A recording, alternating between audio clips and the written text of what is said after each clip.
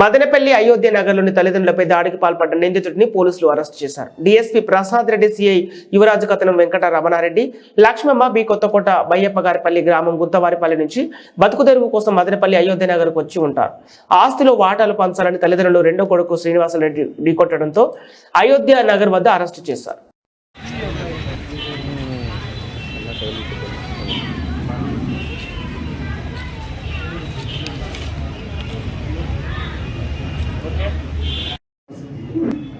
ఓకేనా?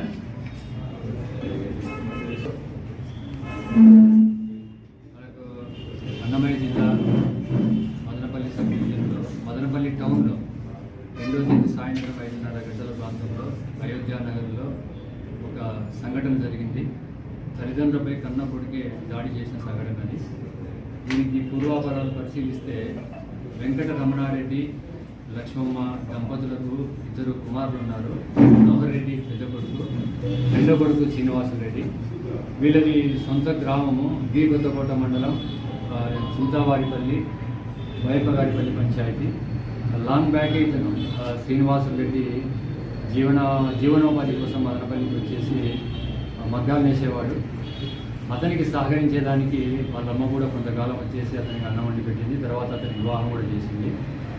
వీరికి ఈ దంపతులకు వారి స్వగ్రామంలో 2 ఎకరాలు డీకే పట్ట, తర్వాత 3 ఎకరాలు ఒరిజినల్ పట్ట ల్యాండ్స్ ఉన్నాయి. అయితే ఇతను చిన్న పిల్లవాడుగా ఉన్నందున లాంగ్ బ్యాకే ఆ 2 ఎకరాల డీకే పట్టాను పెద్ద కుమారుడు మనోహర్ రెడ్డి భార్య ప్రయత్నం చేసి పాస్బుక్ కూడా ఇవ్వడం జరిగింది. ఈ భూములు 5 ఎకరాలు కూడా సరి సమానంగా చేసుకుంటూ ఉన్నారు వాళ్ళిద్దరు. అయితే గవర్నమెంట్ నుంచి ఏవైనా బెనిఫిట్స్ వచ్చినప్పుడు తనకు రావడం లేదని చెప్పేసి మంచి ఇవ్వాలా, పాస్బుక్ చేసి ఇవ్వాలని చెప్పేసి అతను గొడవ పెట్టుకొని తల్లిదండ్రులు ఇబ్బంది పెట్టేవాడు. ఈ క్రమంలో భాగంగా 2వ తేదీ తల్లిదండ్రులు అయోధ్య నగర్లోని శ్రీరామ కళ్యాణ మండపంలో ఉంటున్నారు చాలా కాలం నుంచి. అక్కడికి వెళ్ళి పాస్బుక్ తన పేరుతో చేసి ఇవ్వాలని చెప్పేసి ఆస్తిలో సరైన భాగంలో చెప్పేసి వృద్ధ దంపతులపై విచక్షణారహితంగా దాడి చేశారు. కట్టెతో కొట్టాడు. కట్టె విరిగిపోయిన తర్వాత కాళ్ళతో చేతులతో తల్లిని నడడం జరిగింది, తండ్రిని నడడం జరిగింది. ఆ వీడియో అంతా యావత్ ఆంధ్రప్రదేశ్ పక్క రాష్ట్రాల్లో కూడా వైరల్ అయింది. ఈ సంఘటనపై ఇమ్మీడియట్గా అది వైరల్ అయితేనే మన అన్నమయ్య జిల్లా ఎస్పీ గారు శ్రీ బి కృష్ణారావు గారు స్పందించారు. ఎంబడే ఎఫ్ఐఆర్ నమోదు చేయమని చెప్పారు. Madanapalle 2 town SHO Shri B Yuvaraju గారు దాని మీద ఎంబడే ఎఫ్ఐఆర్ నమోదు చేయడం జరిగింది. T24 వైరల్స్ కింద ఎంబడే ఆ వృద్ధ దంపతులను హాస్పిటల్ కూడా పంపడం జరిగింది. ఆసుపత్రిలో ట్రీట్మెంట్ ఇస్తున్నారు. వారికి పరామర్శించడం కూడా జరిగింది. ఆమె లక్ష్మమ్మ కూడా అతను దాడి చేసినప్పుడు ఆ గిట్స్ కూడా ఫ్రాక్చర్ కావడం జరిగింది.